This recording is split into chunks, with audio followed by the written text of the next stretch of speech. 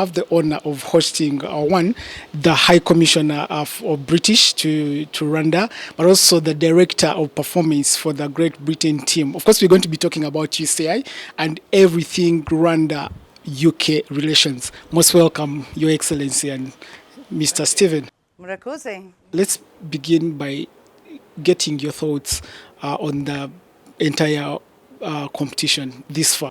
So I think UCI has been brilliant, and Rwanda has done a fantastic job of hosting it. I have to say, and Stephen, don't kill me, but I was never really into cycling before this week. But I think myself, just like the rest of Rwanda, have got completely carried away with the atmosphere that exists here in Kigali and with the vibe around the cycling. Loads of people I know are taking to bikes that haven't cycled before.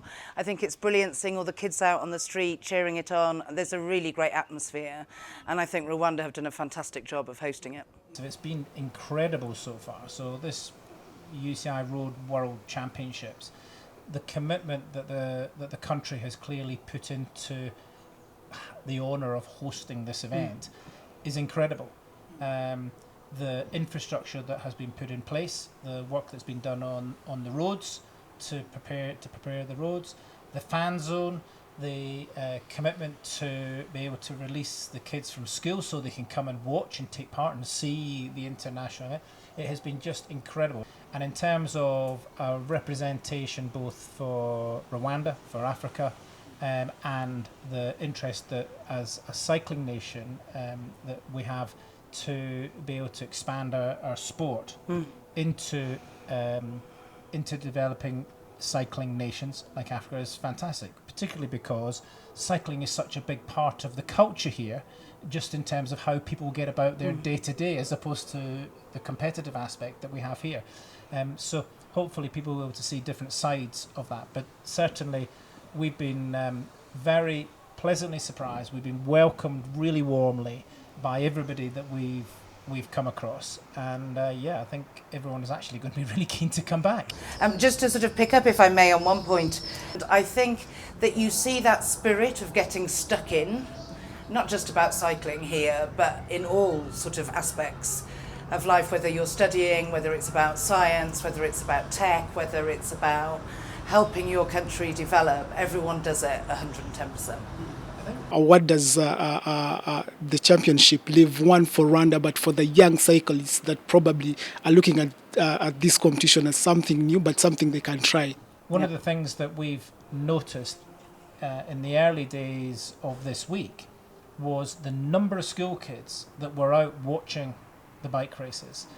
And there's clearly been some work done before this championship even arrived in Rwanda to educate people about the event, about what was coming, because people were coming, people were waving, people were happy to see people from all different countries coming and are interested to learn about the racing. So hopefully that inspiration, that education inspires great future generations of Rwandan kids to be able to get into the sport. On the competitive side, it's going to inspire all of those kids in whether it's the junior racing, which we're going to see over the next couple of days, or the under-23s, and then ultimately in the elites as they come through over the years to be able to go to other competitions. So I would definitely expect us to see strong teams next year in Canada, when we go to Canada for the World Championships, or in France in 2027 for Haute-Savoie in the World Championships.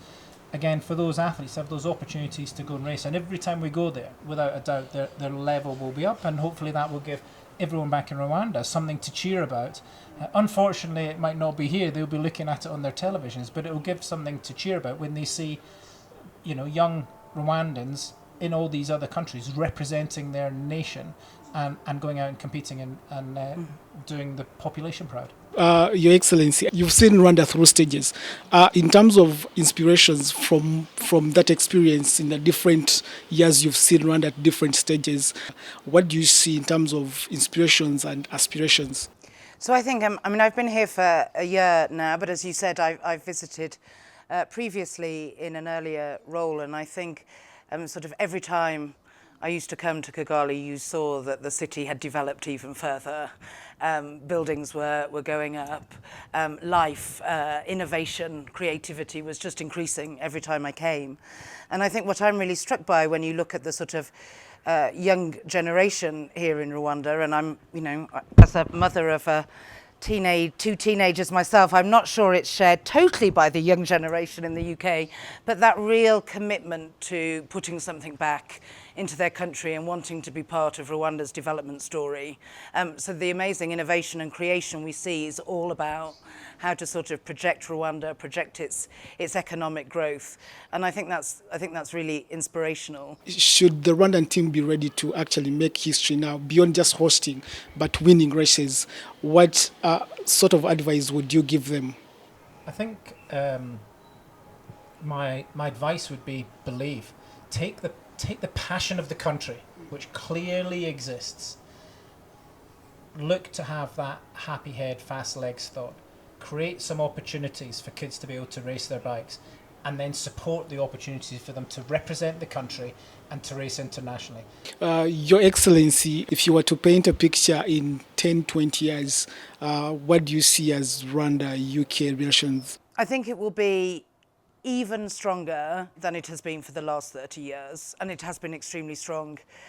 For then, of course, there are areas where we don't always agree. That's normal between friends, but I've been really struck by the strength and the longevity of the Rwanda-UK relationship. And I think that will continue, and it will continue to change, right? As your economic growth continues, as we continue to learn as much from you as we hope we're able to share back. I think the way we operate with Rwanda will look very different, including how much we do together on the global stage. We've already started doing it in like the field of climate change and so on, but I can see us doing it in energy transition, in educational reform and so on. I think there's a huge amount we can do together.